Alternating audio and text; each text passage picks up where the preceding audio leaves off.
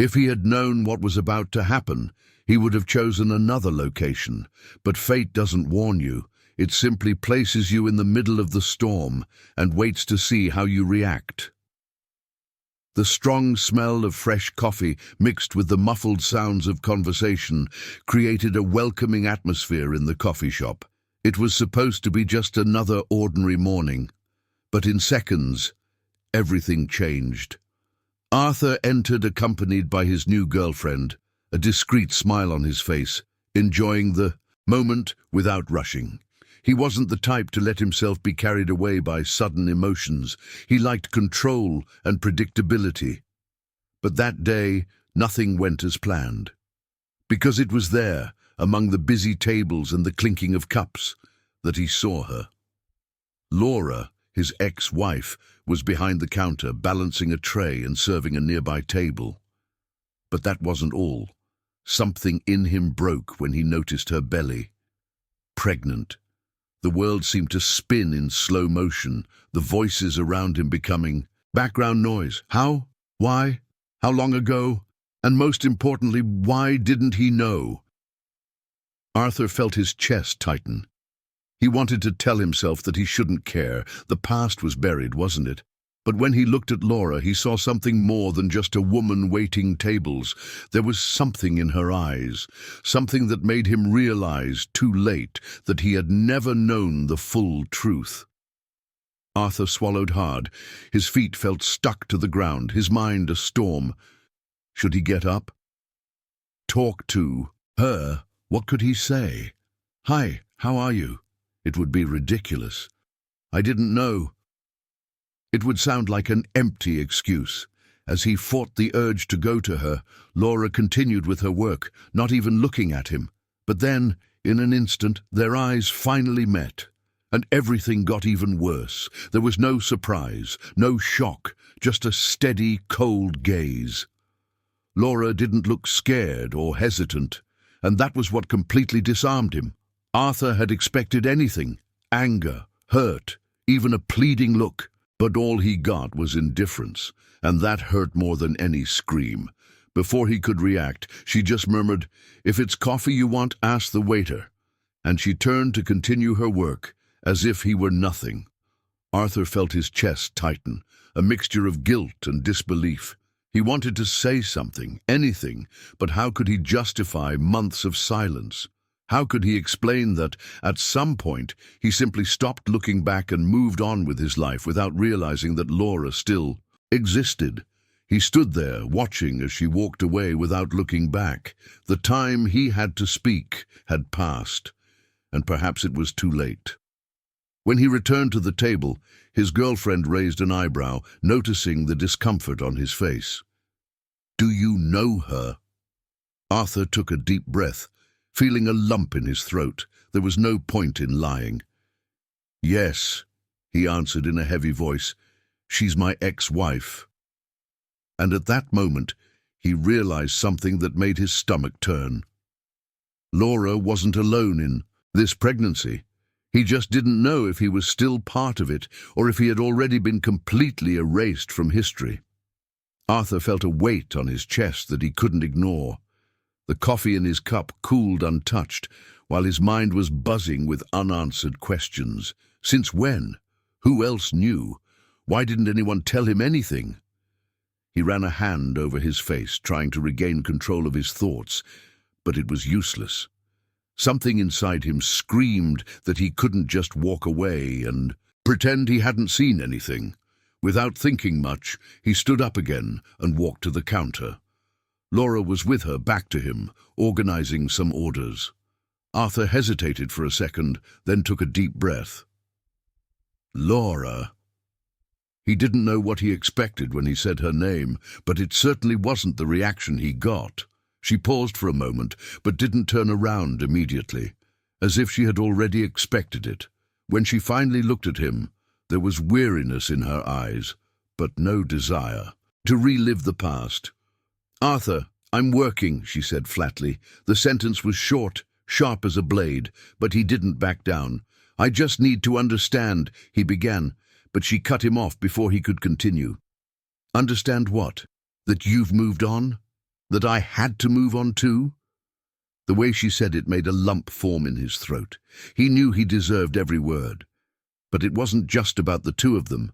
It was about what he had just discovered. Laura, are you pregnant? The words slipped out, before she could stop them. This time there was a pause, a thick silence between them. She closed her eyes for a second as if gathering strength.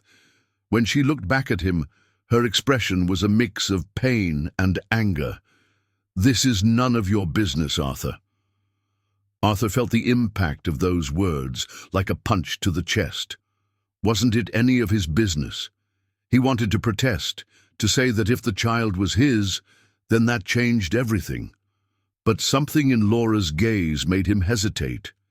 It wasn't just anger, it was hurt, deep, rooted, and above all, a clear sign that he no longer had a place there. But he needed to know. Laura, please. His voice came out lower than he'd expected.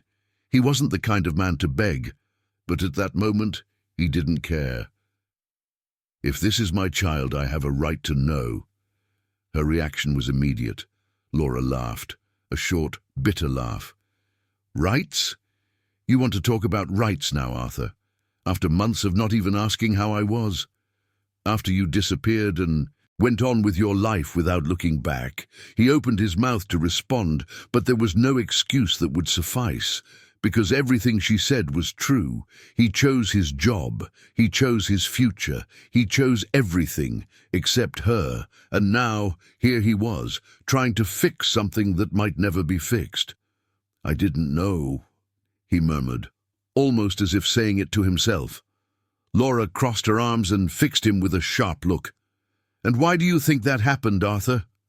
Because you were never around to notice. This time he had no answer. He just stood there, feeling the weight of every word, every mistake, every absence. And then, before he could try anything else, she turned and walked out, leaving him there alone, in the middle of the crowded, but emptier than ever, cafeteria. Arthur stood there for a few seconds, feeling out of place in the middle of the coffee shop. The voices, the clink of cups, the smell of coffee. Everything seemed distant, muffled, irrelevant. Should he go? After her? Just let it go. His instincts told him he had to press on, but for the first time in a long time, he wondered if Laura even wanted him to. Returning to his desk, he sat down without saying anything. His girlfriend watched him with a curious look, but didn't ask anything right away. Only after a few moments of silence did she speak. It seems this conversation didn't end well. Arthur let out a tired sigh. Because maybe I was too late.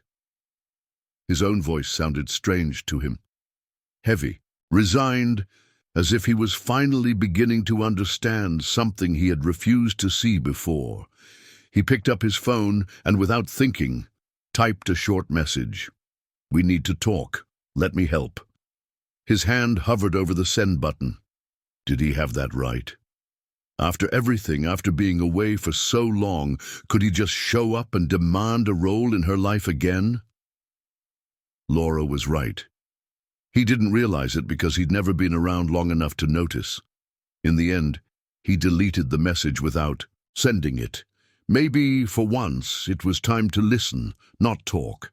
The problem was, he didn't know if Laura would still be willing to say something. Arthur spent the rest of the day lost in thought. On the way home, he drove without really paying attention to the road.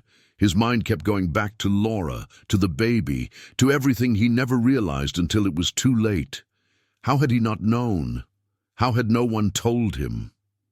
But deep down, he knew the answer. He had never really been there. When he got to his apartment, he dropped his keys on the table and sat down on the couch, staring into space. The place was spotless, modern, spacious, but suddenly it felt cold and lifeless. He picked up a glass, poured himself a glass of whiskey, and swirled the amber liquid without actually drinking it. What was he supposed to do now? Laura had made it clear that she didn't want his help. But was that really true? Or was this just her way of protecting herself after all? For the first time in a long time, he didn't know what to do. The Arthur of old would have simply moved on, convinced that some things couldn't be fixed. But now everything felt different. Because for the first time, he felt like he had something to lose. He picked up his phone again and opened the browser. He typed in the name of the coffee shop. If Laura didn't want to talk to him, maybe he could find a way to understand her situation without invading her space.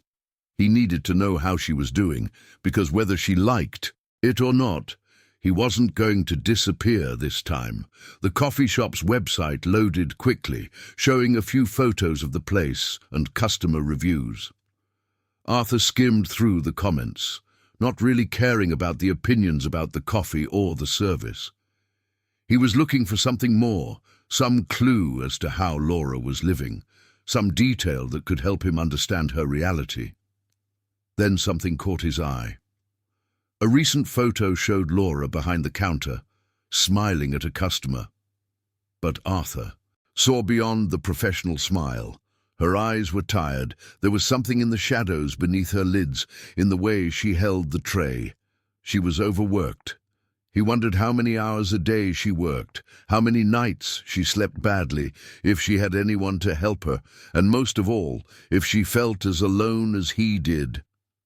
Arthur closed his eyes for a moment, taking a deep breath. He knew he couldn't just show up again and insist.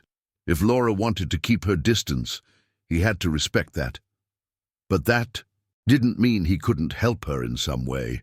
The question was, how could he do that without making it seem like he was trying to assuage his own guilt? Without thinking much, he picked up the phone and dialed a number he hadn't used in a while. "André," he said, as soon as his friend answered, "I need your help with something. And before you ask, no, it has nothing to do with work." There was a moment of silence on the other end of the line. Then André laughed. "That's news. What happened?" Arthur hesitated for a second before answering. How could he explain something that even he didn't fully understand? He ran his hand over his face, feeling the weight of this conversation before it even began. "It's about Laura," he said bluntly. "I saw her today. She's pregnant." There was silence on the other end of the line. André was never the type to interrupt, but Arthur could tell he was processing the information. "Are you sure it's yours?" André finally asked bluntly. Arthur felt a knot in his stomach. He'd never asked, never had the chance, but deep down he knew it was. "I don't know," he admitted, letting out a heavy sigh, "but I can't just pretend it didn't happen, not this time." There was something different in his voice, something André noticed immediately. "You want to fix this, don't you?" André asked, but not in a judgmental tone. It was as if he was testing Arthur, trying to see how far he was willing to go. "I do," Arthur replied, staring at the untouched glass of whiskey on the table. "But she doesn't want my help. She sent me away." André let out a short laugh. "Well, that's not exactly a surprise, is it, after everything?" Arthur closed his eyes, knowing his friend was right. "And what do you want me to do?" André continued. "If it's money, you know Laura won't accept it." Arthur shook his head, even though he knew the other couldn't see him. "It's not that. I want to help, but without forcing anything, without seeming like I'm trying to buy my place in her life." André was silent for a moment, thinking. Arthur knew that if anyone could give him decent advice, it was him. Finally, the answer came. "If you want to help without seeming like you're forcing it, do it without her noticing. Small gestures, nothing grand, just enough to let her know she's not alone, even if she won't admit it." Arthur thought about it. He had never been good at subtlety. He had always dealt with problems directly, solving everything efficiently, without wasting time. But this time it wasn't a contract nor a negotiation. It was something much more delicate.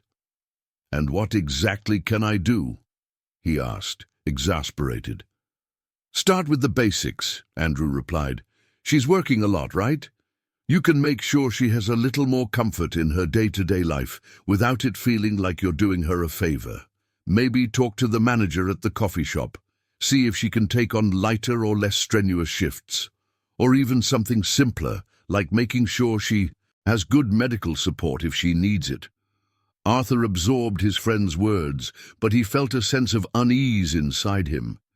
He didn't want Laura to think he was trying to control her, but at the same time, he couldn't ignore the fact that she was going through this alone.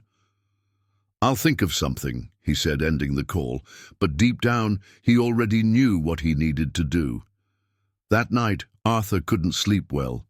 He tossed and turned in bed, his mind fixated on the image of Laura, exhausted, balancing that tray as if her weight were just one more among many that she carried. He knew he couldn't come up with ready-made solutions, much less impose his presence. But he had to do something. The next morning, he picked up the phone and called the coffee shop. He didn't want to speak to Laura. That would be too intrusive. Instead, he asked to speak to the manager. "I'm a regular customer, and I was wondering if you're hiring more staff," he lied, trying to sound casual. The manager sighed. "On the other end of the line. We'd like to, but the budget is tight. Our staff is stretched thin, but we're doing what we can." Arthur pressed the phone to his ear, feeling his frustration growing. He could solve this with one phone call. One money transfer, and that would be it. One more employee hired, less work for Laura. But that wasn't the right way to go. "I see," he said, changing tack. "And do you have any benefits for pregnant agents? Extra time off? Anything?" The pause on the other end was too long. "Look, I can't give you details about employees' personal lives," the manager said suspiciously, "but if you're worried about someone in particular, I can assure you that she's fine." Arthur didn't believe it for a second. "Okay," he muttered before hanging up. Now he was sure Laura was dealing with everything on her own, without any support, and he wasn't going to stand by and do nothing this time.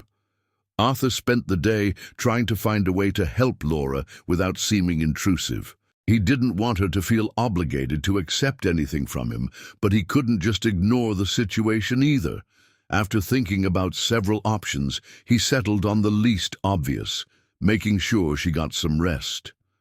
Late in the afternoon, he did something he never imagined he would do. He called one of the regular customers at the coffee shop, a lady named Donna Helena, who had always been very close to Laura. He vaguely remembered her from when he was still married. She was the type of person who knew everything without having to ask. When she answered, her voice carried a natural curiosity. "Arthur? What a surprise! To what do I owe the honor?" He took a deep breath, choosing his words carefully. "I know Laura doesn't want me around, but I also know she's overwhelmed and won't ask anyone for help." There was silence on the other end of the line. Then Helena answered in a softer tone. "Yes, my dear, I know that. And what exactly do you want me to do?" "Let me know if she needs anything," Arthur said. "If she's too tired, if there's anything missing for the baby. I don't want her to know it was me. I just want to make sure she's not alone." The woman's voice held an unexpected warmth. "You messed up badly with her, Arthur. But it's good to see you're trying to make it right now." He didn't argue, because deep down, he knew she was right. In the days that followed, Arthur forced himself to keep his distance. It was harder than he had imagined. He wanted to see Laura, to talk to her, to tell her that no matter what had happened in the past, he was there now. But he knew that words wouldn't be enough. He needed to prove it. He continued to follow discreetly. He had learned from Donna Helena that Laura was exhausted, but she refused to slow down. Some nights she could barely sleep. Other nights, she spent her time organizing things for the baby, as if trying to maintain control of the situation was the only way to hold on to the world around her. Arthur wanted to help her, but without forcing his presence, and then he had an idea. Late one rainy afternoon, he slipped into the coffee shop and left an envelope at the front desk. He didn't sign it. He didn't leave a note. He simply paid in advance for all the medical appointments Laura would need until the end of her pregnancy. It wasn't charity. It wasn't an attempt to buy her forgiveness. It was the least he could do. He left without being seen, making sure she would never know it was him. But deep down, he knew Laura was no fool. Sooner or later she would find out, and when she did, he didn't know if she would be relieved or furious. The next morning, Laura arrived at the clinic for another routine appointment. She was tired as usual, but determined to move forward, alone, as she had been doing all along. At the reception desk, she handed over her documents and was already looking for her card to pay when the receptionist smiled and said, "Oh, don't worry about it. It's already been paid." Laura frowned, not understanding. "Paid? What do you mean? I haven't paid anything yet." The receptionist checked the system once more before answering. "Yes, the payment was made yesterday. All your medical care until the end of your pregnancy is already covered." Laura's stomach turned. She knew exactly who had done this. He left the clinic holding his cell phone tightly, his heart racing. Arthur.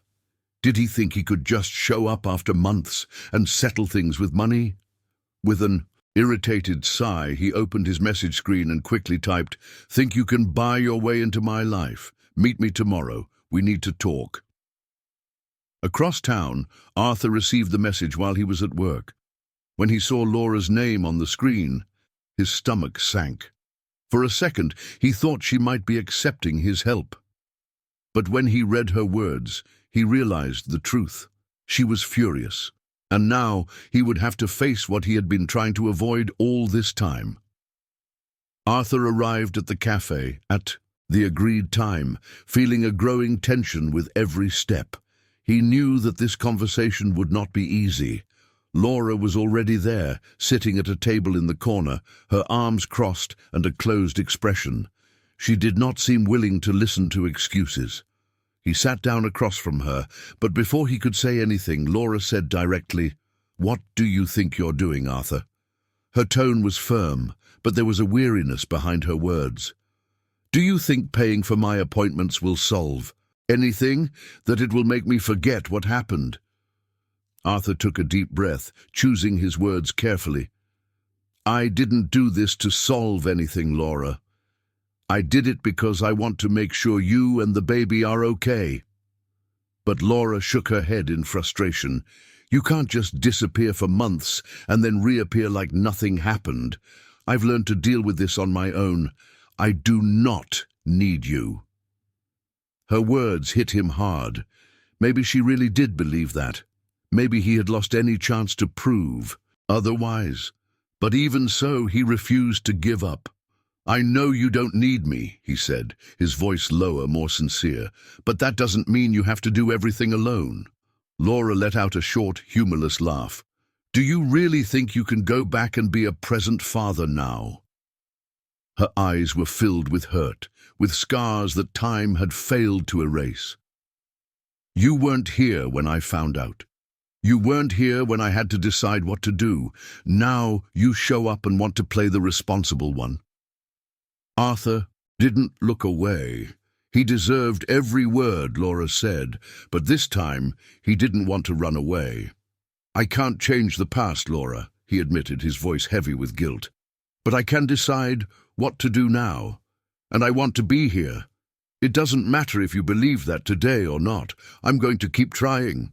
She studied him for a few seconds, trying to find some lie in his words. But all she saw was a different man than she had known before. Still, the wounds were too deep to be healed with promises. "And what happens when you get tired?" she asked, crossing her arms. "Because that's what happened last time. You always had other priorities, Arthur, and I don't want to go through that again." Arthur swallowed. He wanted to promise that he would never let her down again, but promises were easy. He had made so many before. "I can't ask you to trust me now," he said simply.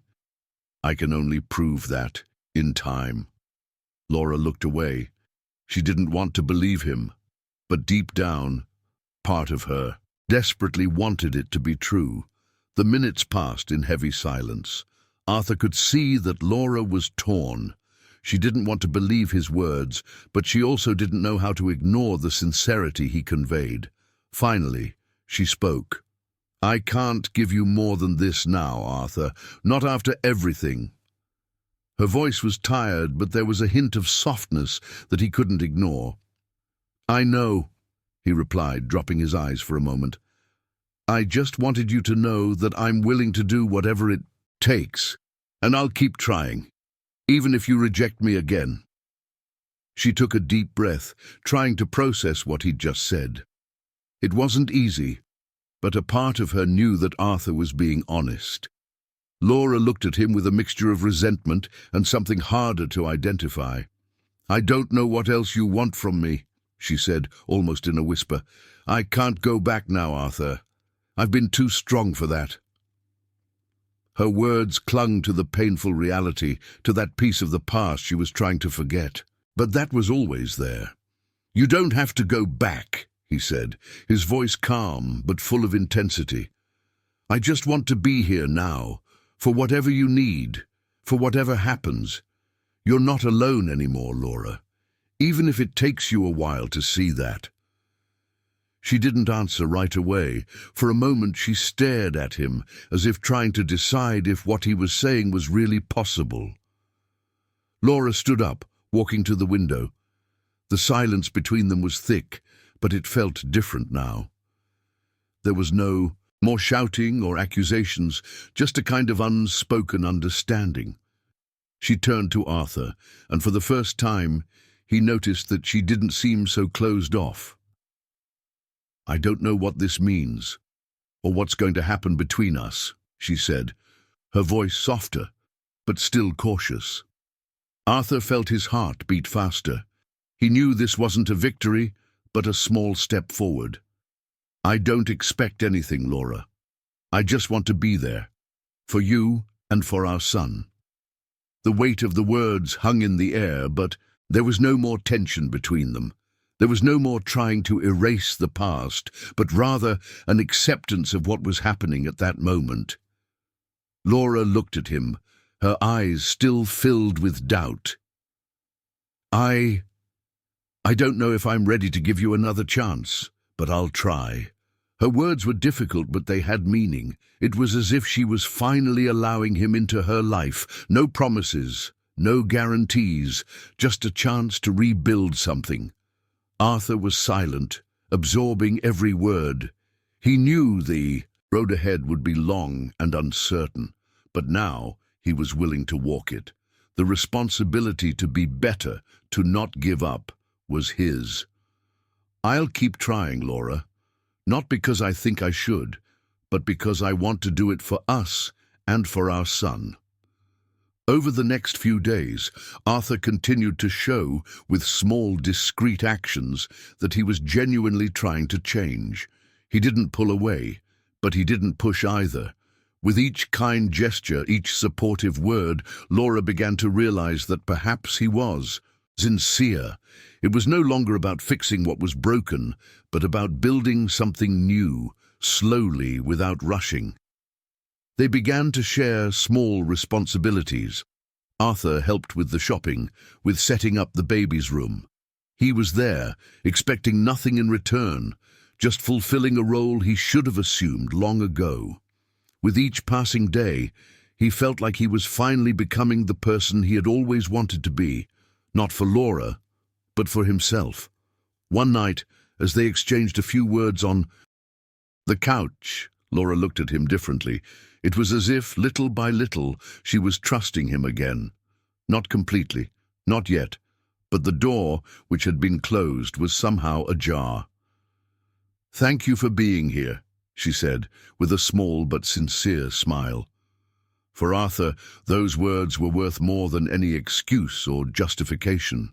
And so, little by little, With patience and effort, Arthur began to rebuild the relationship he thought was lost.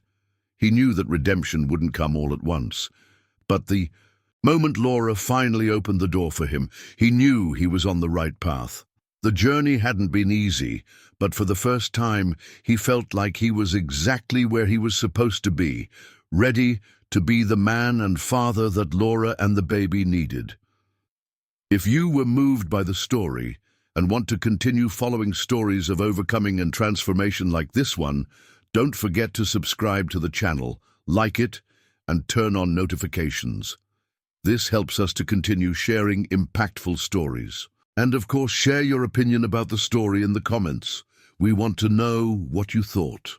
Also, comment where you're watching from. We want to know where our stories are coming.